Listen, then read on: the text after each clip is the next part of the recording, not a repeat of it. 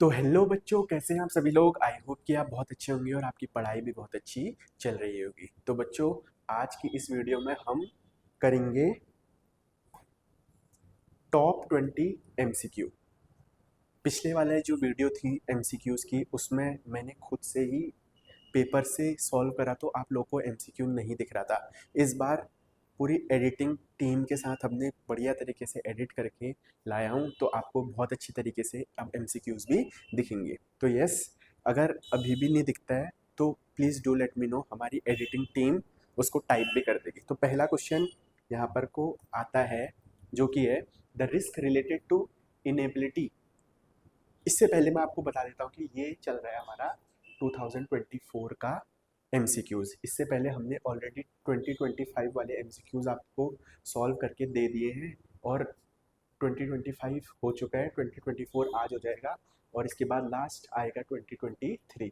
तो यहाँ पर को हमारा बीएसटी कंप्लीट हो जाएगा। फिर बीएसटी के बाद अकाउंटेंसी का हम करेंगे। तो यस, लेट्स स्टार्ट। अब इसको यहाँ पर को इरेज कर देते हैं।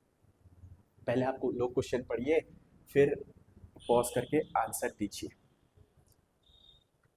तो आई होप कि आपने कर लिया होगा। अब मैं पढ़ता हूँ। The risk related to inability to meet fixed financial charges like interest payment and other payment obligations is known as. Risk related to inability, जहाँ पर को आप इनेबल होते हैं पेमेंट करने के लिए, इनेबल जहाँ पर को आप पेमेंट नहीं कर पाते हो, तो कौन सा होगा? फाइनेंशियल रिस्क होगा। ऑपरेटिंग रिस्क ऑपरेशन से रिलेटेड है। Business risk all over business से रिलेटेड है। जहाँ पर को आप फाइनेंशियल चार्जेस से होते हो तो फाइनेंशियल रिस्क। अब आता है हमारा क्वेश्चन नंबर 2। तो क्वेश्चन नंबर 2 को पढ़िए और बताइए मुझे क्या है इसका आंसर। तो क्वेश्चन नंबर 2 आई होप कि आपने पढ़ा होगा पॉज करके और बताया भी दिया होगा। तो अब मैं पढ़ता हूँ। Bimal Rai is working in a Funny Bunny Limited. Funny Bunny Limited, okay. The company manufactures games and toys for children.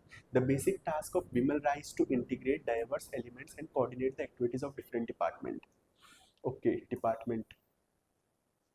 He also analyzes the business environment and its implication for the survival of the firm. The level of management, okay, level of management से सवाल है।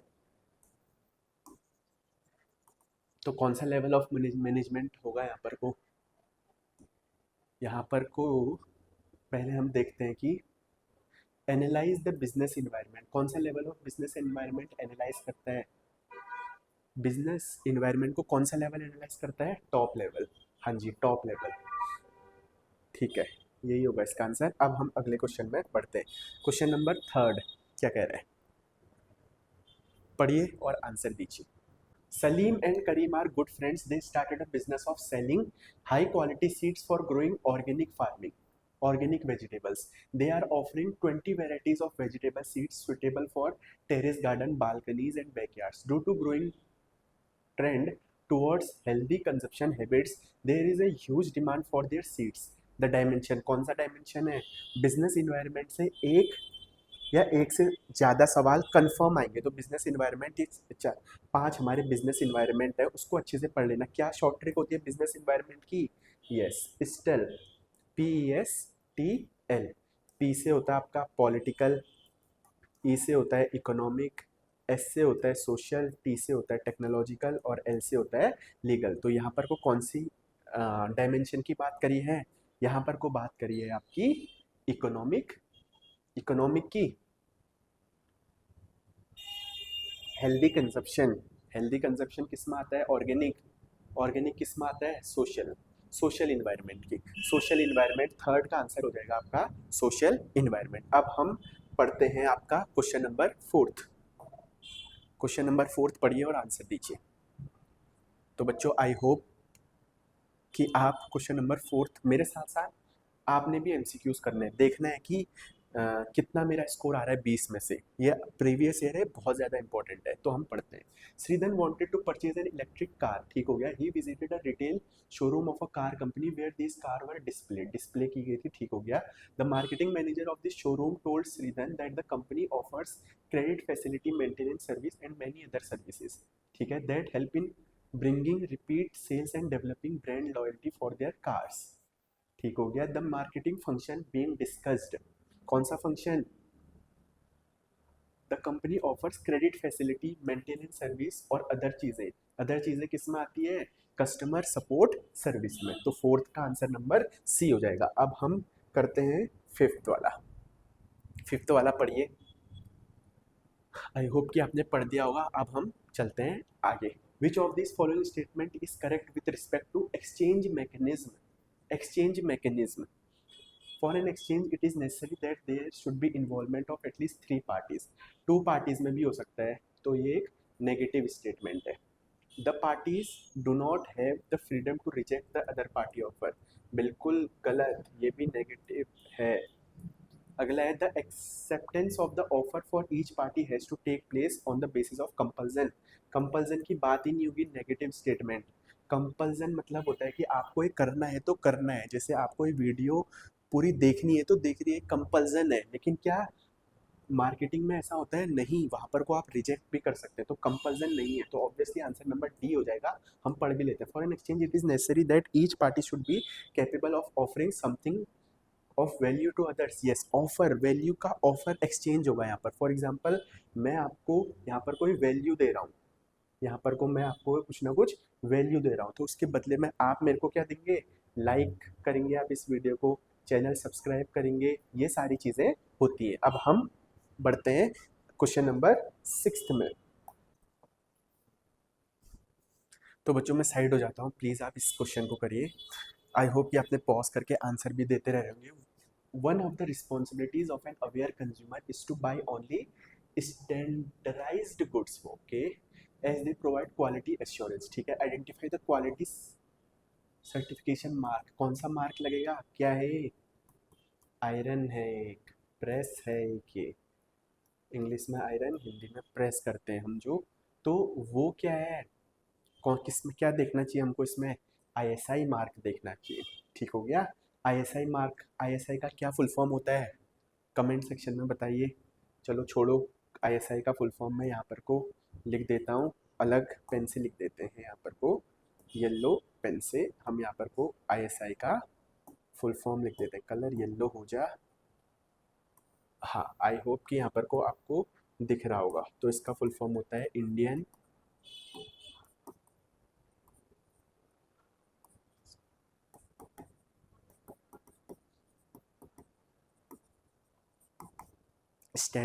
Indian standard institution mark, ISI. ठीक है, तो ISI mark देखा जाएगा यहाँ पर को। फिर है फॉर विजुअली इम्पेयर्ड कैंडिडेट, जो लोग देख नहीं सकते उनके लिए, जो बच्चे देख नहीं सकते उनके लिए। ठीक है, ज्वेलरी, ज्वेलरी पे कौन सा लगेगा? हॉल मार्क लगेगा। ठीक है, अब आप बताइए एग मार्क पे कौन सा लगेगा, और FSSAI पे कौन सा लगेगा? आईएसआई का आपको पता चल गया, हॉलमार्क का आपको पता चल गया, गोल्ड की चीज़ें, सिल्वर, ये सारी चीज़ें हॉलमार्क के तहत आती हैं। अब eco mark, Agmark, FSSAI, ये आप बताइए मेरे को। चलिए बच्चों, अब हम आगे करते हैं। आई होप कि आपको ये सारी चीज़ें क्लियर हो गई होंगी। इसका हो गया आईएसआई और इसका हो गया हॉलमार्क। अब है क्वेश्चन नंबर 7। तो क्वेश्चन नंबर 7 हमारा क्या कह रहा है कि which of the following is not a protective function of securities? Protective function, SEBI के कितने फंक्शन होते हैं? 3 फंक्शन होते हैं। SEBI, सेबी के 3 फंक्शन होते हैं। सेबी कब आया था? 1992 में आया था आपका। तो कौन सा है? नीचे से शुरू करते हैं। अंडरटेकिंग मेजर्स टू डेवलप, हाँ ठीक है, यही हो गया डेवलपमेंट। अच्छा, नॉट पूछा है, नॉट पूछा है, नॉट पूछा है, नॉट पूछा है, प्रोटेक्टिव फंक्शन का पूछा है ना। ठीक है, प्रोटेक्टिव, जो चीज़ें प्रोटेक्ट करती है, provision of fraudulent and unfair trade practices, बिल्कुल ये एक पॉजिटिव स्टेटमेंट है। कंट्रोलिंग इनसाइडर ट्रेडिंग, ठीक है, ये भी एक पॉजिटिव है। Promotion of fair practices and code, ये भी है। तो ऑब्वियसली यही हुआ इसका आंसर। टू डेवलप, अच्छा हाँ, डेवलप नहीं करेगा ना ये। तो बच्चों 7th का आंसर हो गया डी। अब हम बढ़ते हैं अगले क्वेश्चन में। अगला क्वेश्चन क्या कह रहा है हमको? एसेट्स एंड रीजन का है, larger the landing time, larger is the quantity of material required to be stored and larger shall be the amount of working capital requirement। बिल्कुल सही है ये तो। if the raw material do not have a record of uninterrupted availability, higher stock level will be required। बिल्कुल सही है, सही है, सही है, सही है। Answer number D, answer number D. अब हम अगला करते हैं क्वेश्चन नंबर 9th। 9th वाला पढ़िए और पॉज करके बताइए।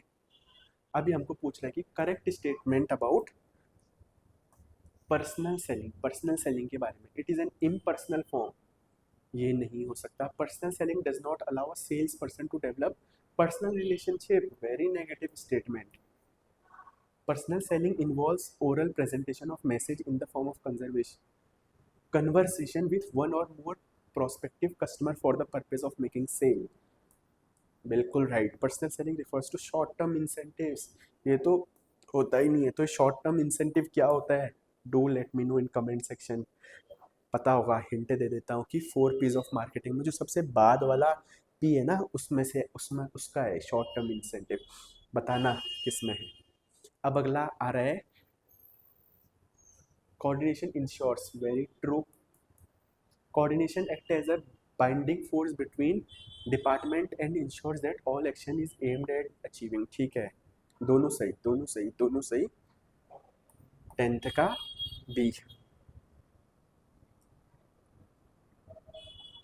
अच्छा यार, गलत गलत गलत गलत गलत, जल्दबाजी नहीं करना है यार। नॉट पूछा है इसमें। मैं सोचता हूँ कि वीडियो बहुत छोटी बने तो मैं जल्दी जल्दी करता हूँ, लेकिन जल्दबाजी में आपने एग्जाम में जल्दबाजी नहीं करना है। नॉट है यहाँ, और नॉट को मैंने देखा ही नहीं, मैंने सीधे बी वाला कर दिया। ए में करना है। और क्यों? क्योंकि both assertion and reason are correct and R is the correct explanation. बिल्कुल। अब बढ़ते हैं हम अगला। अगला करिए पॉज करके। In informal organization, in an informal organization authority arises out of personal quality, scalar change, companies rules and regulation, virtue of position in the market। कौन सा होता है? पर्सनल क्वालिटीज में। अगला अगला पढ़िए और बताइए। अगला अब हम पढ़ते हैं। क्या बोल रहा है कि H G air conditioner private limited is lagging behind its schedule production target by a month. Despite a high demand, the company is struggling to meet its production department even after taking measures like training of employees and assigning additional workers and equipment to the project to not meet। The production manager now decided to। अच्छा, controlling process क्या होता है? Controlling process का short trick कितने बार बता दिया है मैंने। SMCAT, छोटी बिल्ली वाली, स्मॉल कैट। हाँ बताइए, अब इसमें किसकी बात हो रही है? अच्छे से पढ़ते हैं। Despite a high demand the company is struggling to meet its production. अच्छा, हाई डिमांड है। करेक्टिव मेजर्स भी ले लिए उसने, ट्रेनिंग, एम्प्लॉयज़, ये सारी चीज़ें कर दी हैं, बट उसके टारगेट अचीव नहीं हो रहे। तो क्या हो रहा है? करेक्टिव मेजर्स तो किस में लैग कर रहे हो? लैग किस में कर रहे हैं? क्या इसमें कर रहे हैं? मेजरमेंट ऑफ एक्चुअल परफॉर्मेंस नहीं हो रहा, एनालाइजिंग डेविएशन नहीं हो रहा, टेकिंग करेक्टिव मेजर्स नहीं हो रहा। क्या नहीं हो रहा?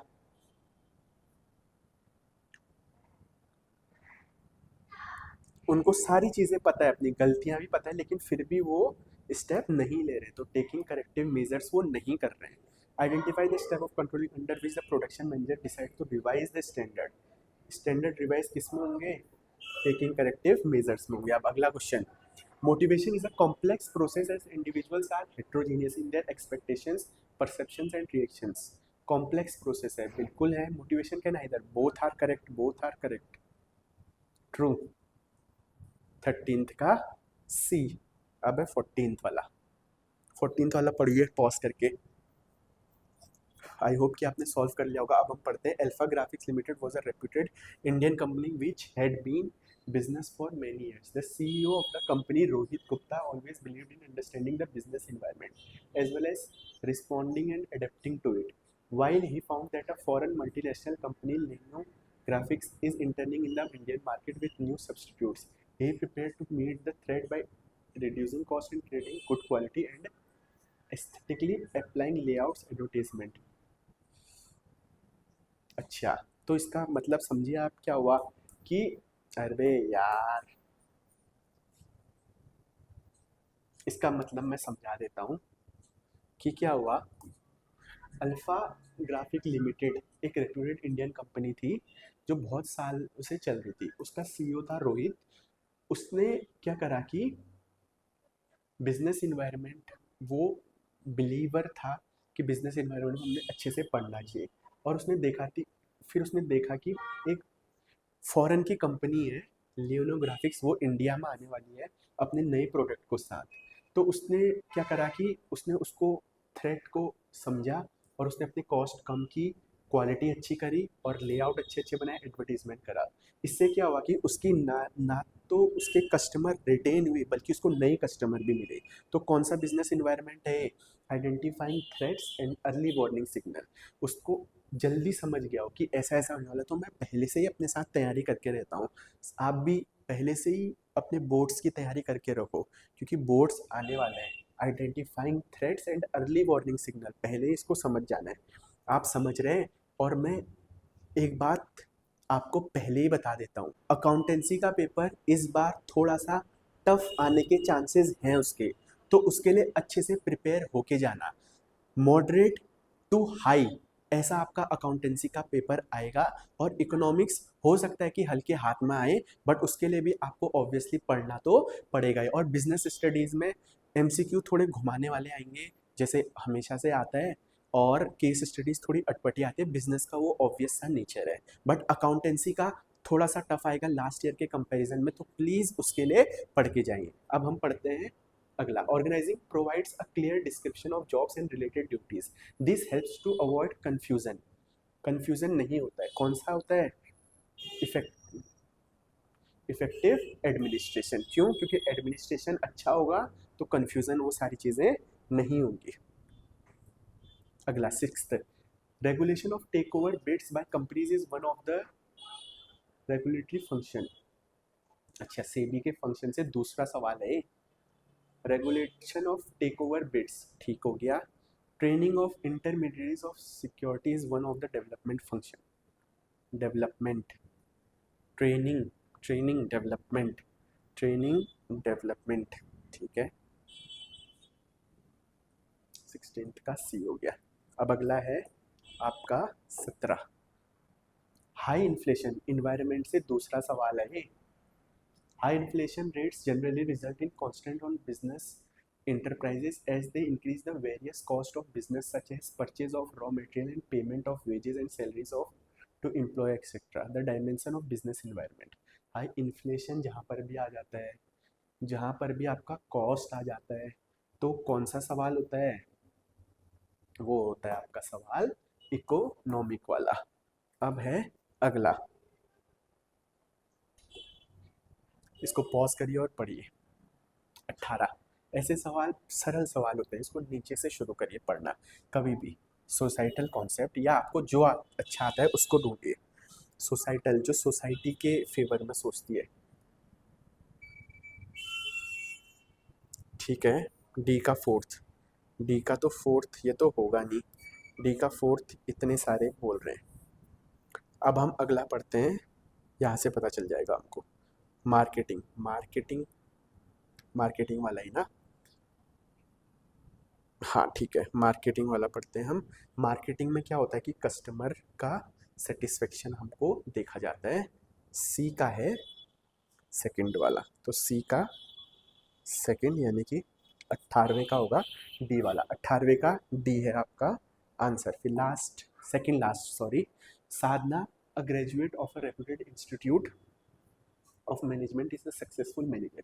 She applies her acquired knowledge in a personalized and skillful manner in different situations at work. She uses her imagination and creativity. जहाँ पर भी इमेजिनेशन क्रिएटिविटी आती है, सीधे क्या करना है? आर्ट, आर्ट में हम क्रिएटिविटी दिखाते हैं। तो yes, last question of the day, last question of the day कहते हैं the principle of management can be modified by the managers when the situation so demands. कौन सी हाईलाइट है? फ्लेक्सिबल है ना यार। फ्लेक्सिबल क्या होता है? डायनेमिक, डायनेमिक क्या होता है आपका? चेंज के बारे में आपको बताता है। तो बच्चों ये थे आपके पास्ट 2024 के 20 इंपॉर्टेंट क्वेश्चन। आई होप कि आपने अच्छे से देखा होगा और मुझे कमेंट सेक्शन में ज़रूर बताइए कि आपके 20 में से कितने नंबर आए।